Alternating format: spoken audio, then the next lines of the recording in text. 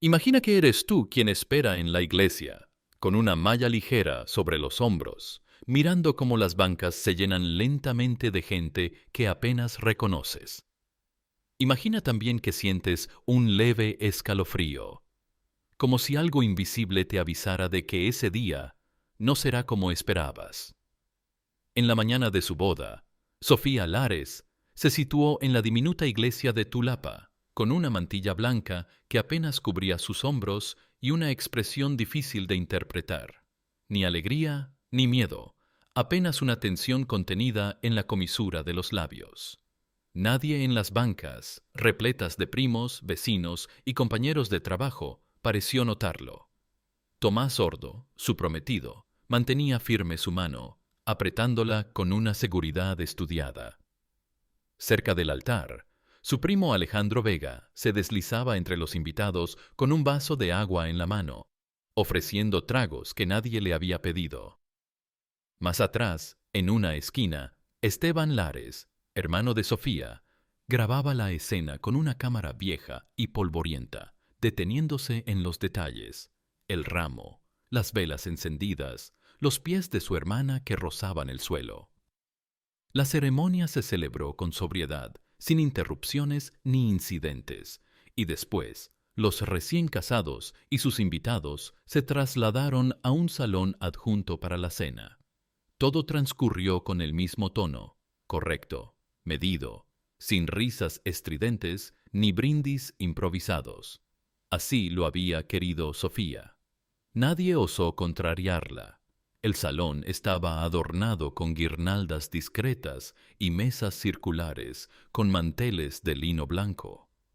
La orquesta, compuesta por dos músicos locales, tocaba piezas suaves mientras los asistentes comían en silencio.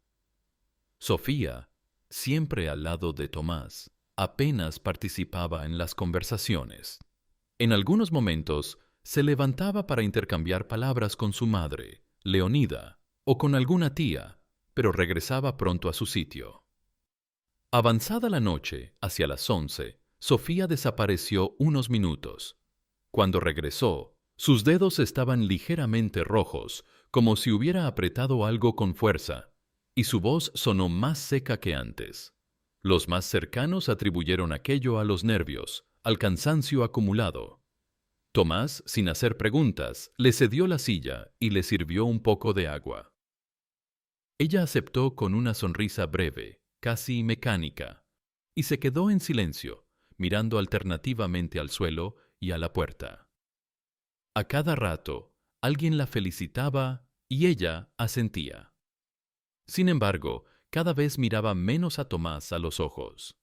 En las fotografías de esa última hora, que luego se recuperarían, se la ve con las manos entrelazadas sobre el regazo, con la mirada baja y una sombra apenas perceptible en su expresión. Esteban, detrás de su cámara, pareció percibir esa inquietud y la siguió con el objetivo, capturando pequeños gestos de incomodidad. En el ambiente del salón no se notaba nada inusual, pero para quien la observaba con atención, ya se insinuaban indicios de una tensión mal contenida que nadie quiso ver. Imagina que te sientas en los escalones de un salón vacío, con los zapatos en la mano, escuchando cómo los últimos ecos de música se desvanecen y la noche, fría y espesa, parece abrirse frente a ti sin promesas. Imagina también que, a tu alrededor, las sombras se alargan y cada rincón adquiere una forma diferente, como si el aire mismo pesara más y los ojos de los demás se apartaran con una indiferencia meticulosa. Después de la medianoche, cuando los niños ya dormían y los ancianos se habían marchado, el salón quedó reducido a un puñado de invitados que recogían las guirnaldas y barrían los restos de confeti sin apenas hablarse. Y fue entonces cuando Sofía se sentó en los escalones, con las piernas juntas y la espalda rígida, quitándose las zapatillas y observando la penumbra del patio con una quietud que no parecía suya, mientras Alejandro permanecía inmóvil en un rincón, apenas visible, con la camisa desabrochada y los ojos fijos en un punto impreciso más allá de las columnas. La tensión en el ambiente se volvía perceptible en gestos pequeños. Un camarero que dejaba caer un vaso sin disculparse. Una mujer que suspiraba demasiado alto mientras doblaba manteles. Un reloj de pared que marcaba los minutos con una cadencia más lenta de lo habitual. Y Sofía, con los pies descalzos sobre la piedra, miraba la oscuridad con una determinación que no encajaba con la timidez que todos le atribuían. Cuando Tomás se ofreció a acompañar a su tía hasta el taxi, el salón se vació aún más y el murmullo de la calle se convirtió en un silencio pesado, interrumpido solo por el sonido de las hojas secas en el patio trasero. Y en ese instante Alejandro se desplazó, sin que nadie lo llamara, desde la sombra de las columnas hacia los escalones, y se detuvo a su lado, apenas inclinando la cabeza como si buscara una respuesta que ya no iba a recibir. Sofía se levantó de inmediato, sin mirar a nadie, y comenzó a caminar con un ritmo brusco y constante hacia el jardín, dejando atrás el murmullo del salón. Y el sonido de sus pasos resonó largo y hueco entre las paredes, hasta que su figura se perdió entre los setos. Desde la puerta, la empleada de la limpieza la siguió con la vista, notando que en su andar había una resolución diferente, algo que ya no era simple nerviosismo ni fatiga, sino una voluntad silenciosa, difícil de precisar, que no admitía preguntas ni excusas. Unos minutos después, en el pasillo lateral, se oyó el chasquido seco de una puerta cerrándose, un sonido breve que hizo que varios empleados se detuvieran un segundo antes de retomar sus tareas, y nadie, en ese momento, se preocupó por seguirla ni se atrevió a mencionar nada, como si todos supieran que aquel gesto marcaba el inicio de algo que no podían ni querían nombrar. Imagina que eres tú quien entra a la habitación al amanecer, con un pequeño desayuno sobre una bandeja, esperando encontrar a alguien despierto y sonriente. Imagina también que al abrir la puerta, el silencio te recibe con una quietud tan densa que te hace dudar de si realmente hay alguien allí dentro. La mañana siguiente comenzó con una camarera subiendo las escaleras del hotel con un carrito y el habitual ruido metálico de la vajilla chocando, deteniéndose frente a la puerta de la suite nupcial, y al no recibir respuesta tras 2 toques suaves, decidió empujar la hoja con la rodilla, dejando la bandeja sobre la cómoda sin que nadie la mirara, porque la habitación estaba vacía y ordenada con una pulcritud que no sugería ninguna urgencia. El teléfono permanecía en su sitio, con la pantalla apagada, junto a un bolso cerrado y un collar dejado con cuidado sobre la almohada, mientras las cortinas seguían corridas y una pequeña corriente de aire entraba por la ventana, apenas entornada, sin remover el polvo acumulado en el alféizar. La camarera bajó sin hacer preguntas, sin sospechar que en el vestíbulo Tomás llevaba horas sentado en la misma silla de piedra, con las manos sobre las rodillas y los ojos fijos en la escalera, revisando la hora a cada momento, mientras Esteban había dado ya 3 vueltas completas al edificio, interrumpiendo al personal con preguntas secas y cada vez más impacientes. En los pasillos del primer piso se percibía un murmullo contenido, porque las empleadas y los pocos invitados que permanecían allí evitaban mirarse a los ojos mientras repetían las mismas suposiciones. Algunos decían que ella se había marchado sola para escapar de algo que nadie entendía. Otros insinuaban que alguien la había acompañado más allá del jardín, pero nadie se atrevía a afirmar nada con certeza. En la sala principal, el ramo seguía sobre la mesa central y la tarta, ya sin forma, había sido cubierta con un paño blanco que apenas ocultaba las manchas de crema secándose. Afuera, en el jardín trasero, el viento levantaba pequeños remolinos de polvo, entre los setos descuidados, y una de las macetas había caído sin que nadie la recogiera todavía. Las personas que se quedaron comenzaban a moverse con más rapidez, retirando decoraciones y amontonando sillas en un rincón, tratando de comportarse como si el día continuara con normalidad, mientras la madre de Sofía permanecía sentada en la penumbra de una esquina del vestíbulo, con el rostro inexpresivo y las manos apretadas sobre las rodillas, sin pronunciar palabra, observando sin ver a quienes pasaban. Todo seguía en su lugar, y sin embargo nada parecía en orden, como si las pequeñas cosas, las flores marchitas en los floreros, los vasos mal lavados, la ausencia de pasos en la escalera, formaran un patrón invisible que solo se haría comprensible más tarde. Imagina que eres tú quien observa desde un banco cómo los uniformes azules cruzan el vestíbulo, con carpetas en las manos y gestos calculadamente neutros. Imagina también que sientes cómo la conversación se apaga a tu alrededor y cada mirada parece pesar más que las palabras no dichas. Alrededor del mediodía, 2 agentes de policía atravesaron las puertas del hotel con un andar firme que contrastaba con la lentitud de los empleados y los pocos invitados restantes. Y uno de ellos se detuvo enseguida frente a Tomás, que seguía en el mismo banco con la chaqueta doblada sobre las piernas, mientras el otro se internó sin vacilar hacia el patio, levantando ligeramente la mirada hacia las cámaras de vigilancia y los rincones sombríos de los corredores. La grabación revisada allí mismo mostró la salida de Sofía por la puerta lateral del salón hacia las columnas exteriores a las 11:46, con la falda apenas rozando el suelo y la cabeza inclinada, pero la secuencia se interrumpía en cuanto cruzaba la última columna, dejando un vacío de varios minutos donde la cámara solo captaba la sombra de un seto y la penumbra creciente. La encargada de las habitaciones fue llamada para confirmar que había visto a Sofía caminar con paso decidido hacia el jardín trasero, bordeando los muros sin volver la vista, detalle que los agentes anotaron sin comentario, mientras otro policía inspeccionaba la puerta de servicio, donde un rastro de polvo se interrumpía por la huella nítida de un tacón que descendía al callejón exterior.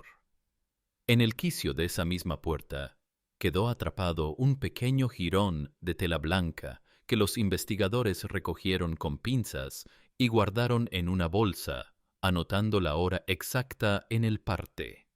Durante los minutos siguientes, el silencio del vestíbulo se volvió aún más denso, con los empleados deteniéndose a observar cómo los uniformes se perdían en dirección al callejón,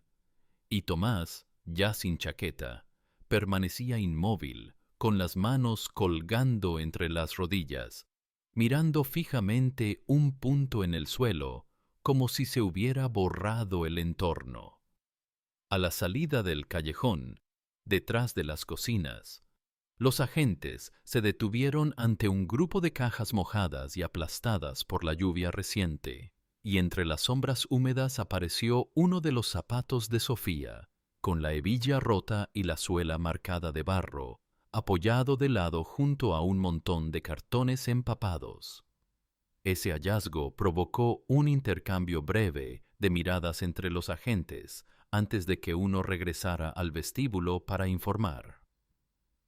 Las sillas amontonadas en el salón y el olor rancio de flores marchitas acentuaban la sensación de abandono, mientras la madre de Sofía, todavía sentada en su esquina, mantenía la mirada baja, ajena a los movimientos a su alrededor, y por un instante nadie se atrevió a romper el silencio que ya se sentía irreversible. Imagina que eres tú quien sostiene la correa de un perro que huele la tierra con insistencia sin levantar la cabeza y que cada paso te acerca a un punto donde el aire se vuelve más húmedo y pesado.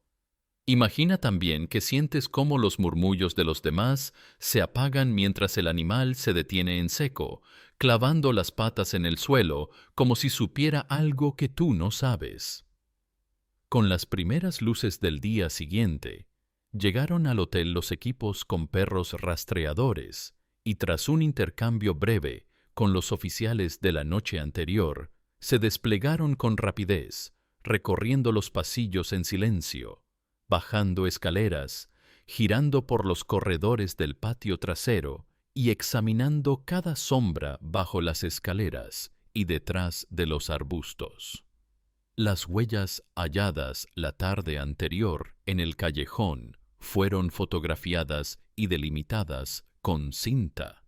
mientras un grupo de agentes se adelantaba por el lateral del edificio para explorar el muro trasero, más allá de la cocina y del jardín principal, donde la vegetación se hacía más densa y el terreno estaba irregular. Los perros, con sus arneses tensos, se detuvieron varias veces frente a puertas secundarias y rincones con macetas volcadas, pero siempre reanudaban la marcha tras una breve inspección, avanzando con decisión hacia una esquina poco iluminada donde el suelo se hundía ligeramente, cubierto de hojas secas y ramas caídas. Uno de los policías apartó con el pie las hojas acumuladas y comprobó que la tierra estaba húmeda y blanda, removida de forma irregular, como si alguien hubiera intentado disimular un hoyo sin mucha destreza. Otro agente, agachado junto a la pared, desplazó con la mano unas ramas de palma y descubrió bajo ellas un pequeño desnivel, un claro apenas perceptible con un borde de tela asomando entre la tierra mal apisonada, y el perro que estaba más cerca se echó al suelo y comenzó a olfatear con insistencia, en silencio, sin apartarse. Durante varios segundos nadie dijo nada. Solo el sonido del viento entre los setos y el crujido de las hojas secas acompañaban la escena, mientras los presentes intercambiaban miradas cautelosas, conscientes de que aquel descubrimiento alteraría por completo la dirección de la investigación. Esteban, que había seguido a los agentes con su cámara colgada del cuello, se quedó atrás al ver cómo retiraban las ramas y apartaban más tierra, aferrando el aparato con tanta fuerza que la carcasa de plástico crujió. En ese instante la madre de Sofía, que aguardaba en el vestíbulo, se levantó lentamente y caminó hacia una de las columnas, quedándose de espaldas al patio como si presintiera lo que estaba ocurriendo y no quisiera presenciarlo.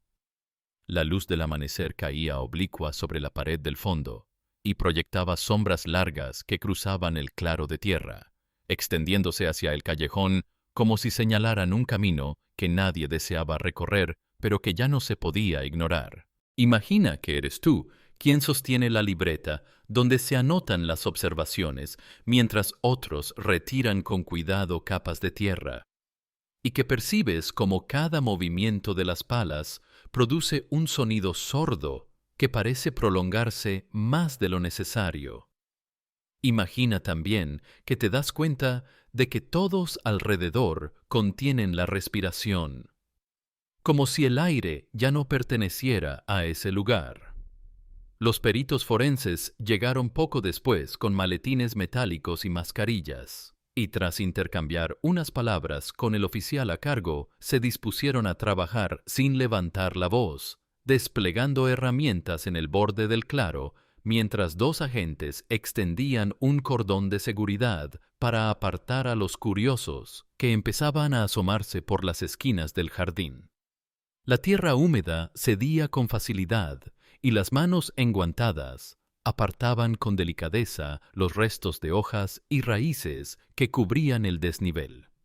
revelando poco a poco la forma irregular que se insinuaba bajo la superficie, mientras uno de los técnicos tomaba fotografías y otro apuntaba la hora exacta en un formulario con la tinta temblorosa.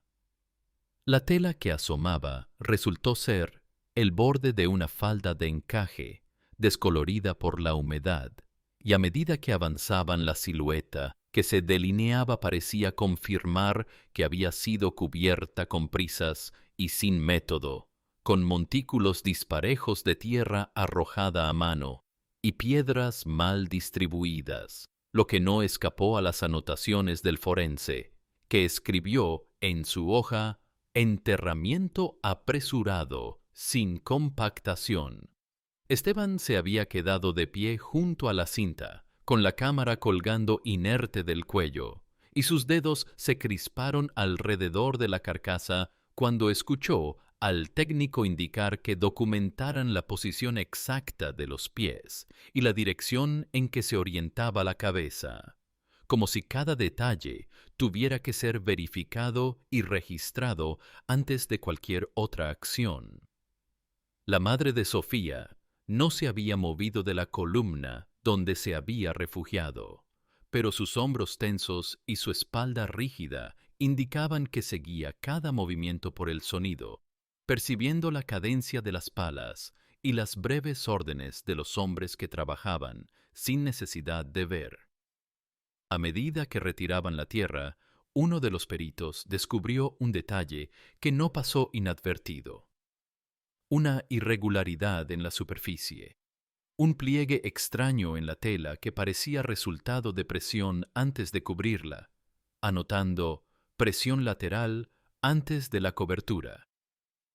Y ese comentario, aunque frío, produjo un silencio breve que se propagó entre quienes lo escucharon.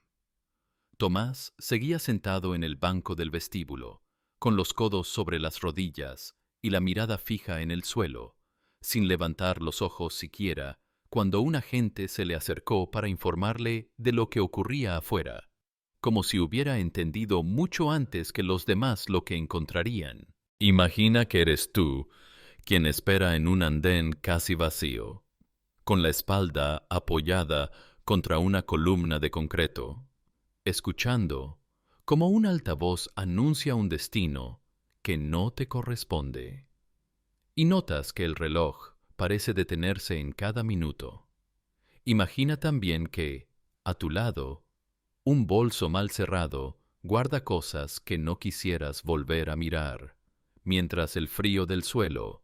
sube por las suelas hasta helarte las piernas. La detención de Alejandro se produjo al amanecer del séptimo día, cuando dos agentes lo localizaron en la estación de autobuses de un pueblo vecino, sentado solo en el extremo de la plataforma, con la mirada perdida en el suelo y una bolsa de tela a sus pies que contenía un par de zapatos manchados y una camisa blanca arrugada con marcas oscuras en las mangas. El aviso llegó a través de un conductor, que lo había reconocido por las fotografías distribuidas la noche anterior y que lo describió como un hombre que no respondía a las preguntas y se mantenía inmóvil incluso cuando los demás se levantaban para abordar. Los agentes avanzaron con precaución, sin apresurarlo, y al llegar junto a él, comprobaron que no opuso resistencia, limitándose a recoger la bolsa con manos torpes antes de permitir que lo escoltaran hacia el vehículo policial que aguardaba en la entrada. El tránsito matutino era escaso y algunos curiosos se asomaron desde las ventanillas del autobús más cercano, aunque ninguno se atrevió a pronunciar palabra, como si la escena no les perteneciera. En la comisaría, Alejandro fue conducido a una pequeña sala con paredes de azulejo y un ventilador que giraba lentamente en el techo, y allí permaneció sentado con las manos cruzadas y la vista fija en un punto invisible más allá de la mesa. Durante los primeros minutos del interrogatorio, no habló, ni siquiera para negar lo que los agentes le explicaban, hasta que uno de ellos, después de enumerar los hallazgos del jardín y la huella en la puerta trasera, le deslizó la bolsa con sus pertenencias sobre la mesa. Entonces, sin alterar el tono, Alejandro comenzó a describir la última noche en el patio, relatando cómo había seguido a Sofía hasta el callejón con la intención de hablarle y cómo ella se apartó con un gesto seco que lo dejó paralizado. ¿Y cómo? En un impulso que él mismo no supo explicar, la empujó hacia la pared antes de que ella girara para marcharse. Y luego, en un silencio prolongado, narró que, al verla inmóvil, se inclinó a su lado sin saber qué hacer,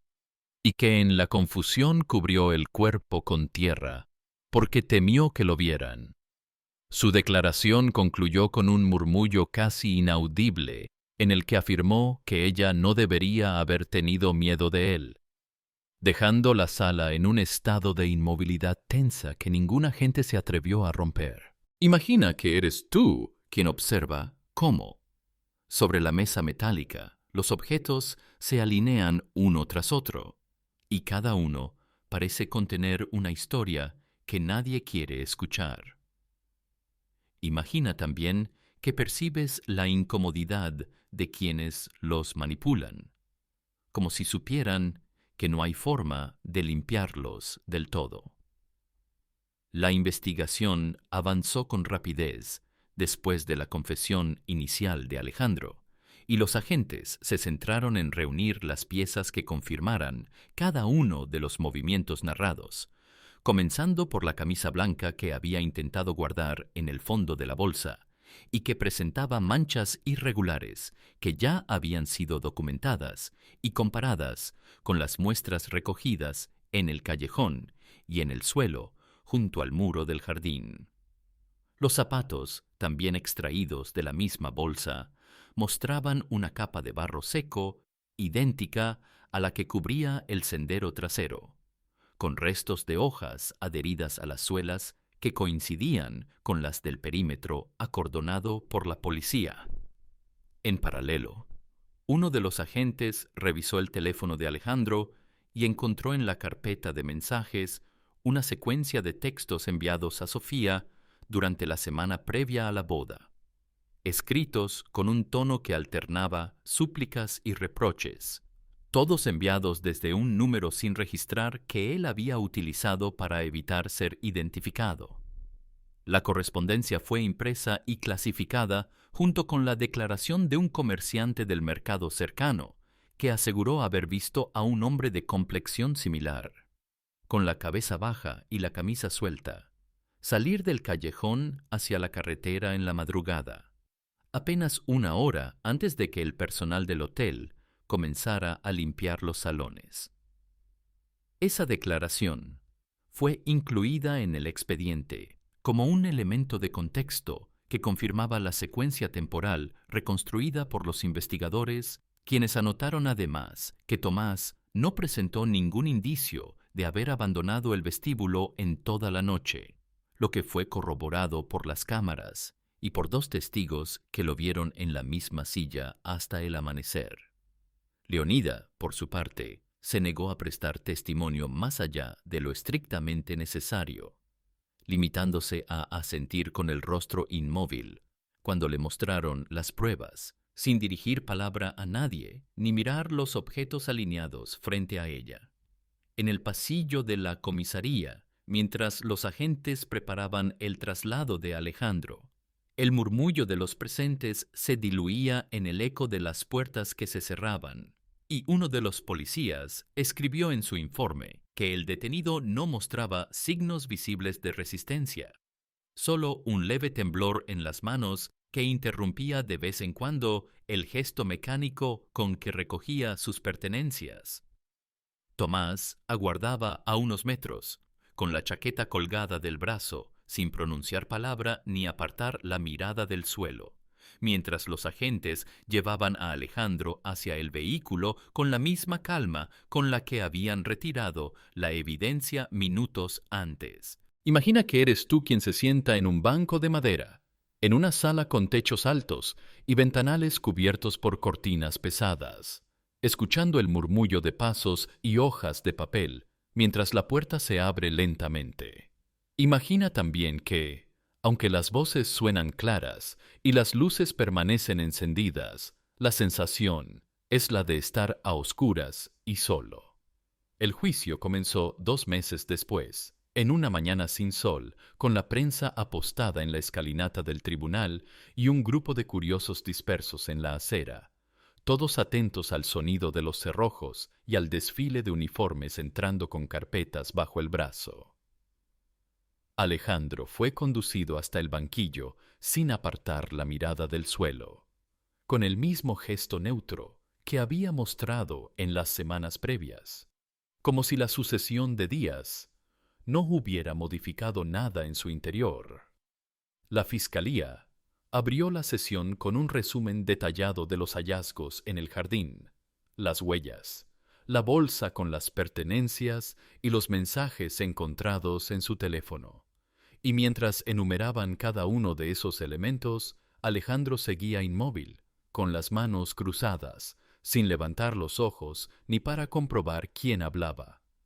La defensa intentó argumentar que todo se trataba de un accidente provocado por un momento de descontrol,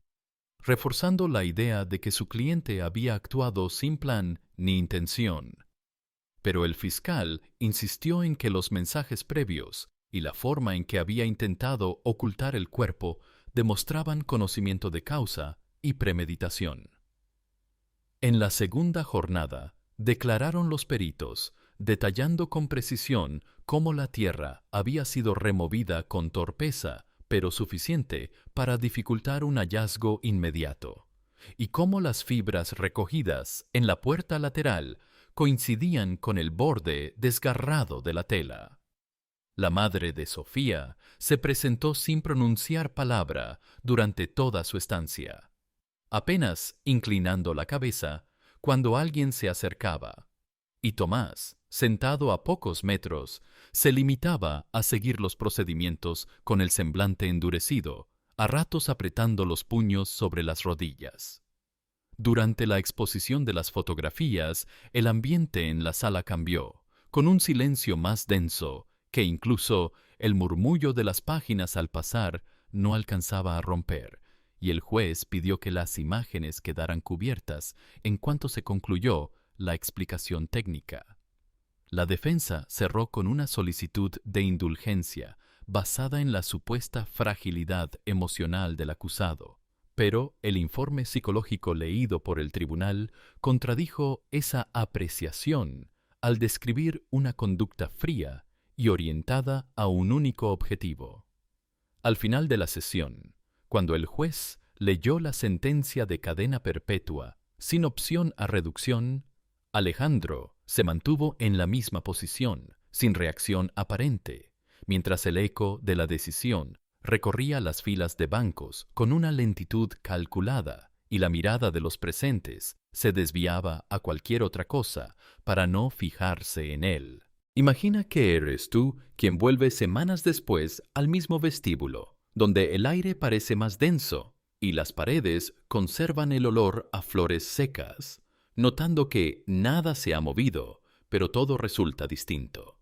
Imagina también que el silencio que envuelve ese lugar ya no se percibe como respeto, sino como un recordatorio incómodo de lo que ocurrió.